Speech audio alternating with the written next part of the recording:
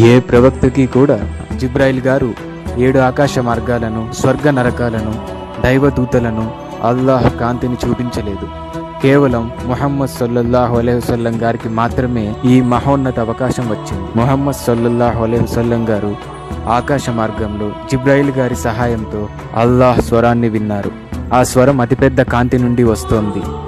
అల్లాహ్ ఆయనతో ఇలా అన్నారు, ప్రవక్త నీకు స్వాగతం అని చెప్పారు.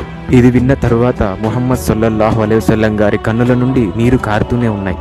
ఆయన ఆనందానికి హద్దులు లేవు. కన్నీటితో ప్రవక్త గారు అల్లాహ్ యొక్క కాంతి వైపు నుండే తల వంచారు. భూమిపైన ఆయన పడిన కష్టాలు అంతా ఇంత కాదు. చివరికి అల్లాహ్ కోసం రాళ్ల దెబ్బలు కూడా తిన్నారు. ఆయన సహనంగా ఉండేవారు. ముహమ్మద్ సల్లల్లాహు అలైహి వసల్లం గారే ప్రవక్తలందరిలో శ్రేష్ఠుడని చరిత్ర చెబుతుంది. ఈయన ఆకాశ ప్రయాణానికి ముందే 1,24,000 మంది ప్రవక్తలకు ముందుండి ప్రార్థన చేయించిన మహనీయుడు ముహమ్మద్ సల్లల్లాహు అలైహి వసల్లం గారు.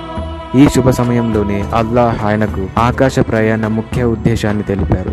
ఈ రోజు నుండి నీవు నీ అనుచరులతో రోజుకి 50 సార్లు ప్రార్థన చేయాలని అల్లాహ్ ఆజ్ఞాపించారు.